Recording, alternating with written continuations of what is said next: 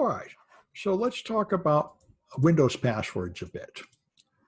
So one very common tech support issue is people have a Windows machine and they forgot their password. Now, if you used a BitLocker and you encrypt the whole hard drive, then you're pretty much toast as far as I know. But this technique will work if you haven't done that. And this you can boot from an ISO file, and you can also boot from a Linux disk and reset passwords, but the simplest way is just use a Windows ISO file. This is an old trick, been around forever, and it still works. One really old trick from 2000 is you press Alt F10 during install and get a command prompt at system, and you can reset passwords there. Then you have to wait while it reinstalls everything and update it again, so it takes like 45 minutes. But this is better. Here what you do is you boot from a Linux install disk, and then you use the repair your computer feature to get a command prompt, which is just a Microsoft provided repair feature. And now you have a command prompt and you're running as system. So one thing you can do here is rename utilman and put CMD on top of utilman. Then you reboot the machine normally and you press Windows logo U, which launches the handicapped accessibility utility. So you can use something like a keyboard that you control with your eyes or something. And you have changed that. So instead of launching the Microsoft on-screen keyboard, it launches a command prompt, and that gives you a command prompt as system running from the real correct disk. And now you can just use a command line command to change the password. So that's a very handy way to get into a Windows machine if you forget the password. But if you want to steal passwords from Windows machines, rather than just change a password to get in, then you're going to need to crack a hash. And there are a lot of tools that have done this, but the coolest and most powerful one is Hashcat. Now, I had trouble with Hashcat in the past because Hashcat is designed for serious people that have graphics cards. If you really want to do this, you buy a bunch of graphics cards, put them in a big Windows computer, and then you can really try millions and millions of password hashes really fast. But I'm always trying to write projects that people can do on an ordinary laptop or something, even if they're not running as fast as they could.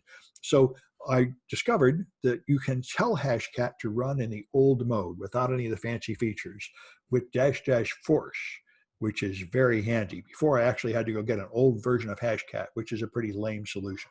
So you install Hashcat, which is sudo apt install Hashcat, then make a user called Jose with a password, and then you can view, we're going to crack Linux passwords first. Linux passwords go here in the shadow file. Linux passwords are hashed with a very strong hash function, and so are Mac passwords. Microsoft uses a vastly inferior password hashing algorithm because they're just silly. They're using something that's designed in 1993. But anyway, here this is the hash. So you have the name of the user, then the type of password hash, and this is type 6, which is a new strong one. And here you've got the salt, which looks like 8 or 16 random letters. And after this $sign, all this meshes the hash. And that hash, in fact, you can look at this file called login.defs to see what it is. And it'll tell you that file is 5,000 rounds of SHA-512, which is also what the Mac uses now. So that's considered quite good. Using a hash function like MD5 or SHA-1 or SHA-512 with one round is a terrible idea because the way people crack hashes is they make a list of possible passwords and they hash them all. And you want to make it so that they can't try very many guesses. So you want the calculation to be so burdensome that it will take 50 or 100 milliseconds to calculate one hash. That's acceptable because when you log in, it only has to do one calculation to see if you got it right, but it slows down your attacker. And hash functions are designed to verify the integrity of files, and in particular, often large files. You do something like download a whole movie, it's 5 gigabytes. Now you want to calculate the SHA-1 hash to see if you got it correctly. The hash function is designed to be really, really fast, so it can zip through that huge file and get the answer without making you wait too long. So the hash functions are completely wrong for passwords. You do not want it to be a fast calculation. In fact, you want it to be a very slow calculation. So That's what this does. It does 5,000 rounds of it just to make it slow. Anyway, now you get a word list. There's an example dictionary that came with Hashcat that's got a bunch of words in it. And it's got 128,000 words. And you can use Hashcat. And if you use the -- force, it'll run on a machine without any fancy hardware, although of course not very fast. And now you can crack this hash. And it's really very nice. And without waiting too long, even on a default cheap Debian free server with none of the fancy features, I was able to go through 128,000 passwords in a reasonable amount of time. I think it took me like 4 minutes. So that's really very nice.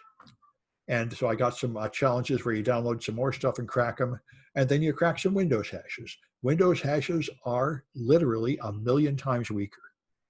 It is using 1 round of MD4 instead of 5,000 rounds of SHA-512, which is really ridiculous. But Microsoft has made it like 30 years out of date and never updated it. So their passwords are ridiculously easy to crack. And you can practice cracking some of them with Hashcat. So that's a skill to have. I'm going to stop this video.